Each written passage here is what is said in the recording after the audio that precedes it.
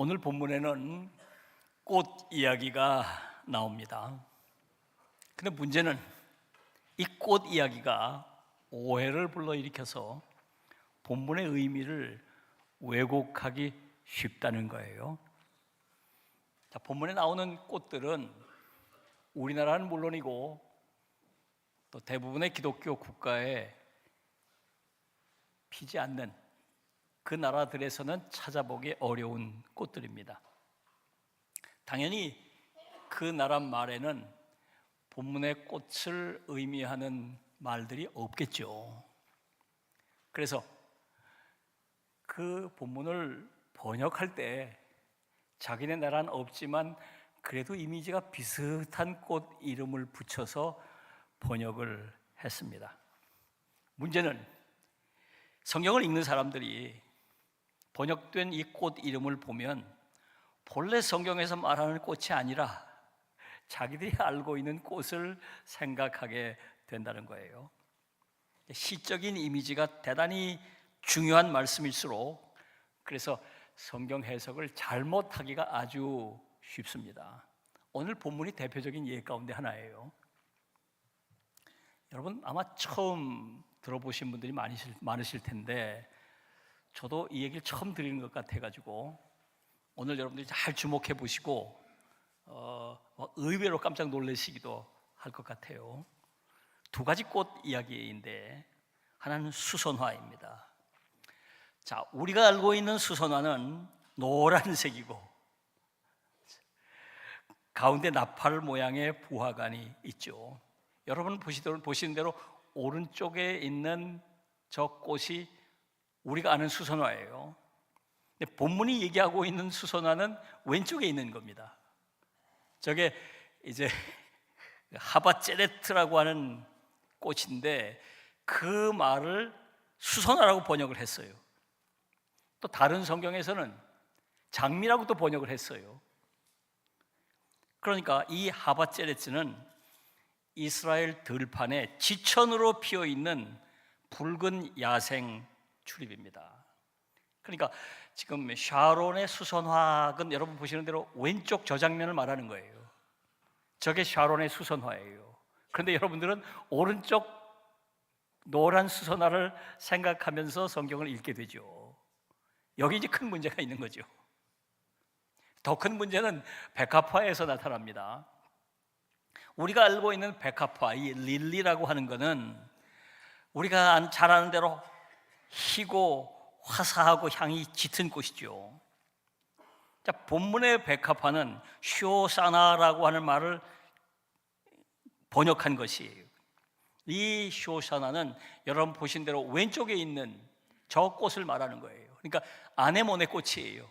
야생 아네모네 꽃인데 저 꽃을 백합화라고 번역을 하니까 우리 머릿속에는 오른쪽에 꽃병에 꽂혀 있는 저 꽃을 연상하게 된다 그 말입니다. 그래서 꽃꽂이 하는 분들이 다 저런 꽃을 꼽죠. 그러면서 성경에 나와 있는 꽃을 여기다가 장식했다. 그렇지 않아요. 얼마나 다릅니까, 여러분? 그래서 우리가 알고 있는 수선화나 백합은 온실이나 화분에서 키우는 고급스러운 꽃이고 꽃다발이나 장식용으로 쓰이는 예쁜 꽃이죠. 오늘 본문에서 얘기하는 수선화나 백합화는 흙먼지 날리는 들판의 지천으로 피는 아주 작은 야생화예요. 널려있는 야생화예요. 우리 저 산속에 가다 보면 조그만 달개비꽃 또 조그만 도라지꽃 널려있는 여러분 진달래 이런 꽃들과 같은 그 가나안 땅의 지천으로 펴 있는 야생화를 지칭하는 말입니다. 그래서 오해하기가 아주 쉬워요. 그래서 오늘 여러분 보여드린 저 이미지를 머릿속에 넣고 그 이미지를 가지고 오늘 본문을 생각해야 합니다. 자, 아가서는 이스라엘에서 흔히 불리던 신랑과 신부가 함께 부르는 사랑 노래 형태를 띠고 있죠. 그런데 이런 형식의 노래는 성경에서 하나님과 그의 백성과의 관계를 비유하는 거룩한 노래로 사용되기도 했습니다. 자, 오늘 본문을 보면 신부가 이렇게 노래하죠. 나는 샤론의 수선화요 골짜기의 백합화로다. 아까 여러분 그림에서 본 것처럼 우리가 생각하는 화려한 꽃이 아니에요. 샤론 평야와 골짜기의 지천으로 피어있는 작은 들꽃을 말하는 거죠. 그러니까 신부는 자기 자신을 나는 눈에 띄지 않는 아주 별 볼 일 없는 소박하고 평범하기 이를 데 없는 여인입니다. 많은 여인들 가운데 그저 눈에 띄지 않는 아주 평범하고 보잘것없는 사랑받을 것 없는 그런 여인입니다. 그런 얘기예요. 그런데 신랑은 전혀 다르게 말하죠. 여자들 중에 내 사랑은 가시나무 가운데 백합화 같구나 그랬어요. 가시덤불, 황폐하고 볼성사납고 추하고 그 가시덤불 속에 작은 그 빨간 야생 튤립 또 아네모네 이런 게 그 안에 피어 있으니까 얼마나 눈에 도드라지게 보이겠습니까? 신랑이 볼 때 그렇게 아름다운 거예요. 대조가 나오죠. 여기서 신부가 이야기하는 자기와 신랑이 자기를 보면서 한 이야기가 대조가 되는 거죠. 이 대조가 오늘 본문의 메시지의 핵심을 이루는 거예요. 내가 보는 나, 사람들이 보는 나와 주님께서 보시는 내가 다르다는 거예요. 자, 이런 시선의 대조는 오늘 교회를 보는 시선에도 그대로 적용이 됩니다. 사람들이 교회를 보는 시선이 어떤지, 주님께서 교회를 보는 시선이 어떻게 다른지 그 얘기가 오늘 본문 메시지의 핵심이에요. 자, 먼저 교회를 보는 사람들의 시선을 볼까요? 1절에서 다시 보면 나는 샤론의 수선화요 골짜기의 백합화로다 그랬어요. 수선화, 백합화 말씀드린 대로 그렇게 대단하지 않은 야생 이곳저곳에서 널리 펴 있는 말하자면 이름 모를 어떤 꽃인데 나중에 그걸 이제 이름을 붙여서 알게 된 거죠. 두 곳 장소가 나와요. 하나는 샤론 평야입니다. 이 샤론 평야는 이스라엘 땅에서 가장 넓은 평야예요. 그러니까 야생화가 가장 많이 피어나는 곳이, 수많은 야생화들이 피어나는 그 들판 한 곳에 작은 이름 모를 어떤 작은 꽃, 야생꽃 하나가 피어 있는 것처럼 나는 수많은 여인들 가운데 정말 별 볼 일 없는 특별히 눈에 띌 것 없는 그런 여인입니다. 그런 얘기예요. 자, 또 하나는 골짜기 얘기하고 있죠. 골짜기는 이제 다른 곳보다는 조금 더 건조한 땅이지만 수분이 조금 더 있는 곳이라서 이 골짜기에는 이런 야생 꽃들이 많이 피게 되죠. 그런데 골짜기는 사람들이 잘 가지 않는 곳이에요. 아주 외진 곳이고 사람들이 주목하지 않는 그런 곳이에요. 그러니까 이 여인은 자기는 사람들이 별로 주목하지 않는, 누구도 자기에게 관심을 보이지 않는 그런 여인 가운데 하나다, 그런 얘기를 지금 하고 있는 거죠. 그 노래로 불려진 정지용의 향수라는 시 아시죠? 거기 이 시인이 자기 아내를 이렇게 표현해 놓고 있어요. 아무렇지도 않고 예쁠 것도 없는 사철 발벗은 아내가, 고로 저렇게 표현이 되어 있어요. 아무렇지도 않다, 특별할 것도 없고 키가 크거나 또 좀 얼굴이 예쁘거나 몸매가 좋거나 그렇게 눈에 띌 만한 그런 것도 없고 예쁠 것도 없고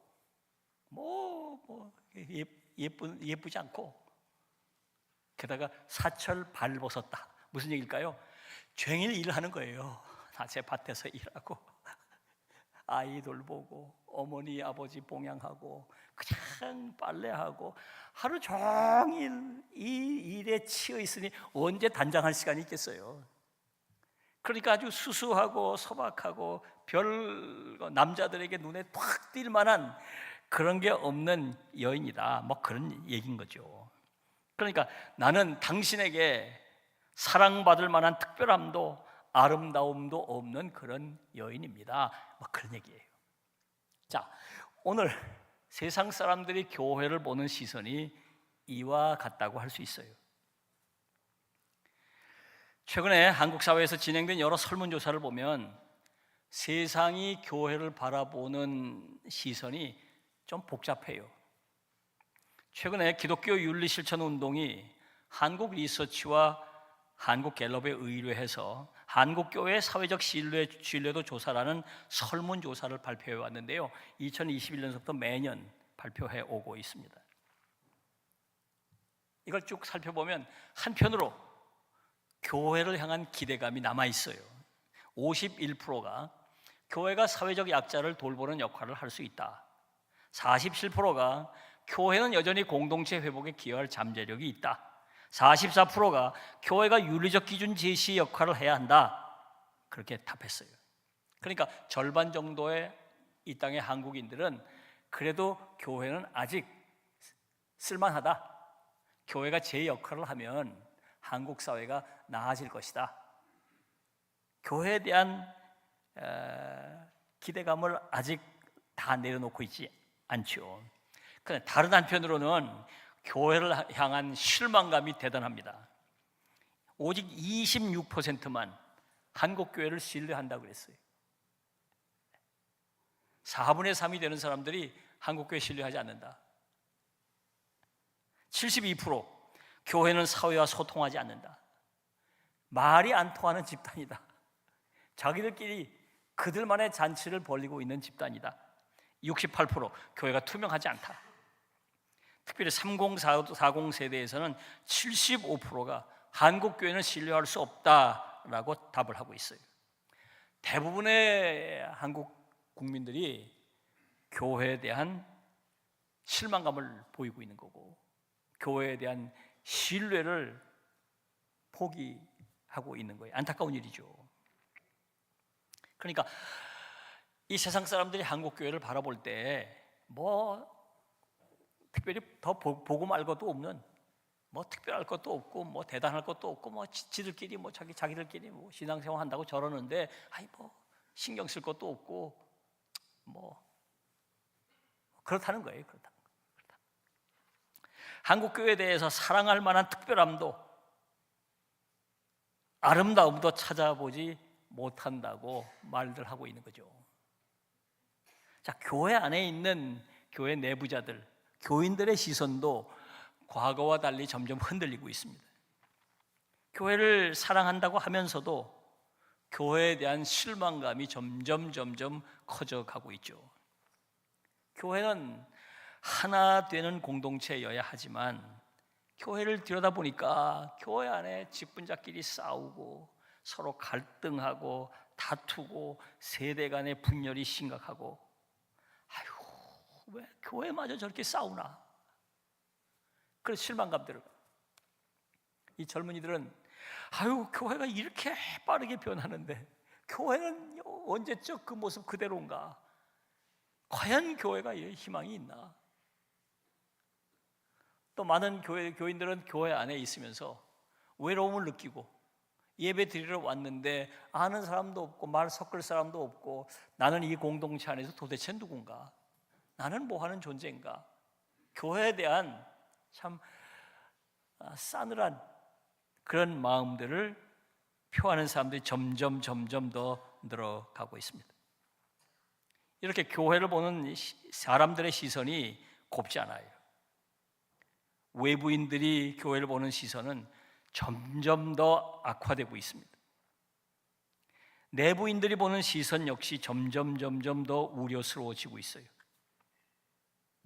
교회는 좀 특별하고 좀 아름답고 사랑스럽고 다가가고 싶고 좀 참여하고 싶고 그런 매력이 좀 있어야 할 텐데 오늘 본문이 말하는 것처럼 샤론의 수선화요 골짜기의 백합화처럼 아무렇지도 않고 예쁠 것도 없는 사철 발벗은 여인의 모습을 보이고 있다는 거죠. 그래서 참 안타깝습니다. 자, 그러나 사람들의 시선이 아무리 흔들리고 차가워질지라도 교회를 바라보시는 주님의 시선은 전혀 다릅니다. 오늘 본문 2절에서 신랑은 이렇게 말합니다. 여자들 중에 내 사랑은 가시나무 가운데 백합화 같도다. 신부를 가시덤불 가운데 피어난 백합화라고 부르고 있는 거예요. 여러분, 가시덤불이 어떤 곳입니까? 그 주변에는요, 이 가시덤불에 막혀가지고 다른 나무도 풀, 꽃 잘 자라기 어려워요. 아주 황무지고 황폐하고 참 사람들이 볼 때 좀 거칠고 그래서 보면 좀 답답하고 보고 싶지 않고 그런 곳이에요. 그런데 그런 곳에 백합화가 펴 있는 거예요. 얼마나 눈길을 끌까요? 야, 여기도 꽃이 폈네. 야, 그 녀석 참 예쁘다. 뭐 비슷한 꽃들이 지천으로 널려 있을 때는 눈에 띄지 않지만 이 가시덤불에 그 아름다운 꽃 하나 피니까 이야, 참 예쁘다. 참 예쁘다. 게다가 여기서 뭐라고 부르냐면 내 사랑하는 자라고 부르고 있어요. 내 사랑. 여러분, 사람들은 흔하고 대수롭지 않다고 말하지만 주님은 이 신랑처럼 너는 가시덤불 가운데 백합화라고 말씀하고 계신 것이에요. 사람들이 교회를 무가치하게 여겨도 주님은 이 신랑처럼 내 사랑하는 자라고 부르시는 거죠. 사람들은 교회의 문제를 보고 교회의 약함을 보고 지적하고 비판하지만 주님은 그 약함 속에서 피어나는 믿음과 헌신의 아름다움을 보고 계신 것이에요. 요한계시록 1장 12절로 13절을 보면 이렇게 말씀하고 있습니다. 몸을 돌이켜 나에게 말한 음성을 알아보려고 돌이킬 때에 7 금 촛대를 보았는데 촛대 사이에 인자 같은 이가. 사도 요한이 계시 가운데 환상을 본 거예요.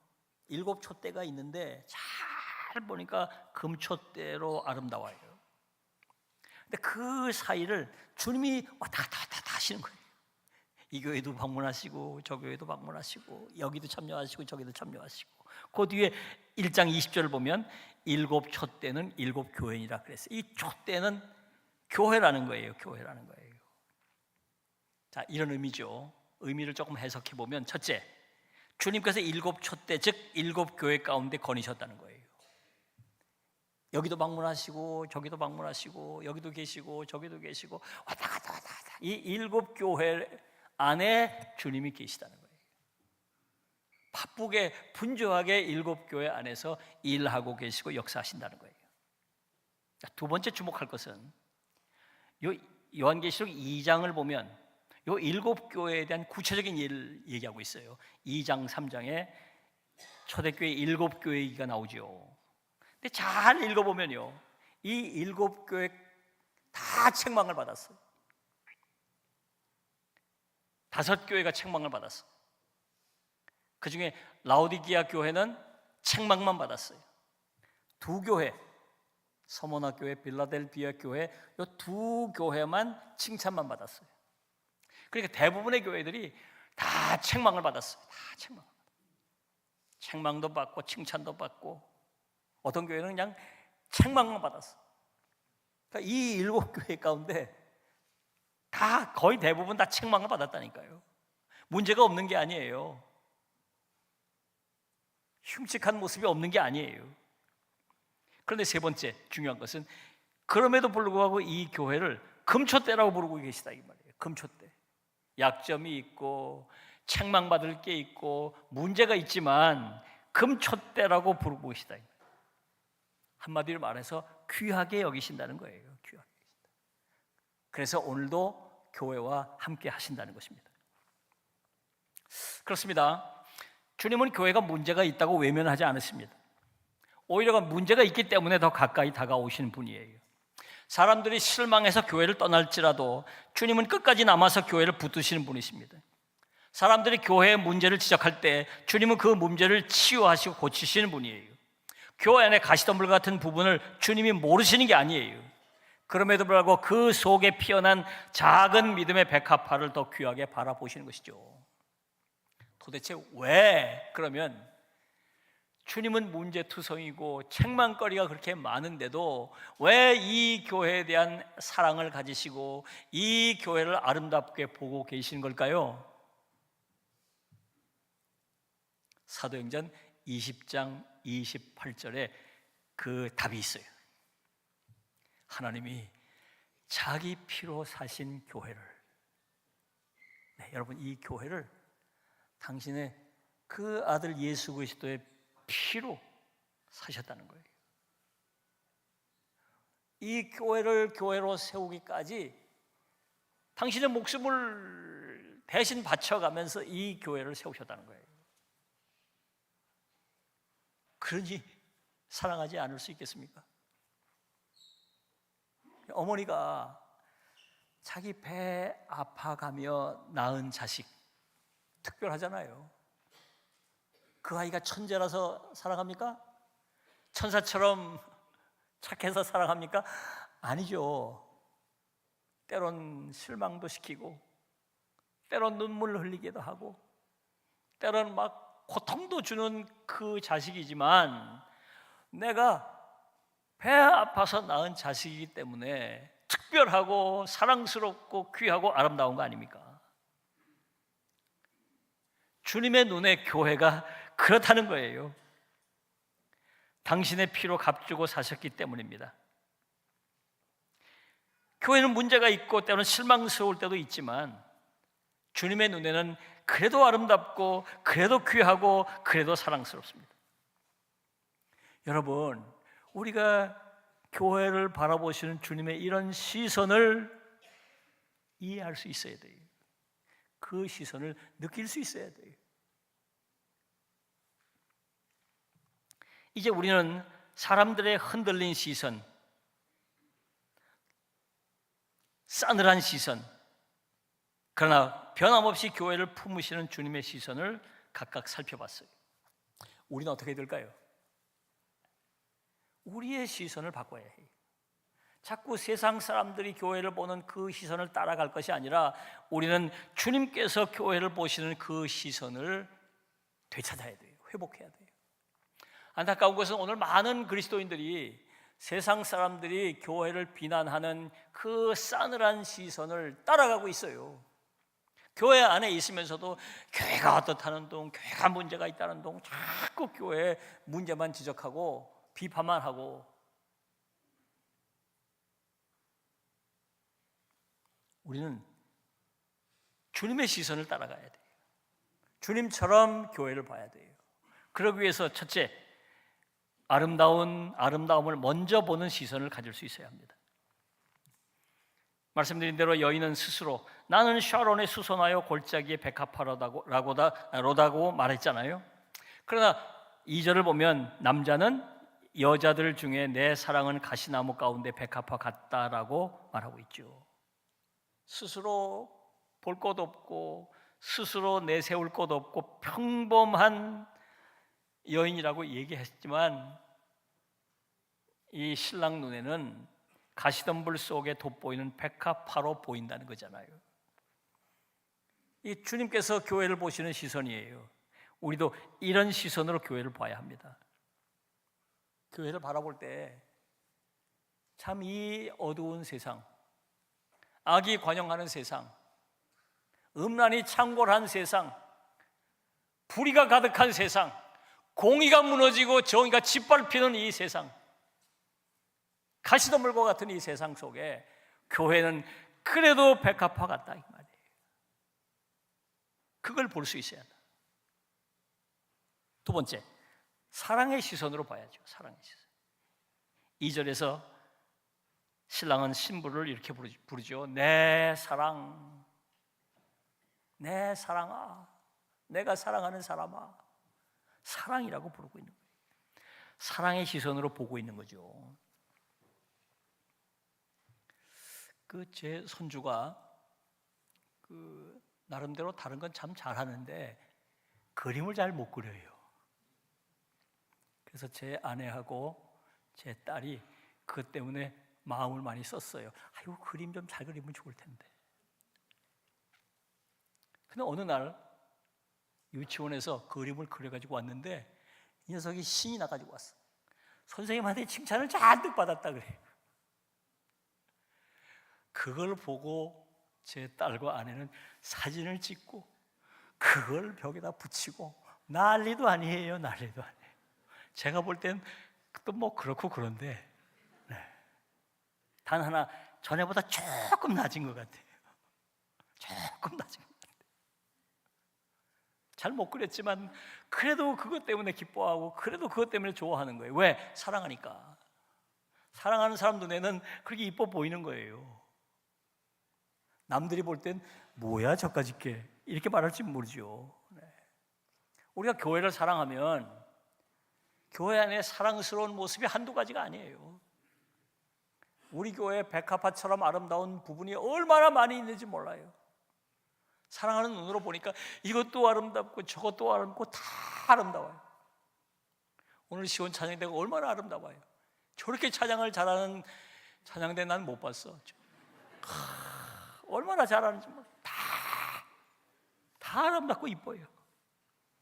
우리가 이런 시선으로 바라볼 수 있어야 해요. 그리고 가시덤불보다 백합을 봐야 하죠.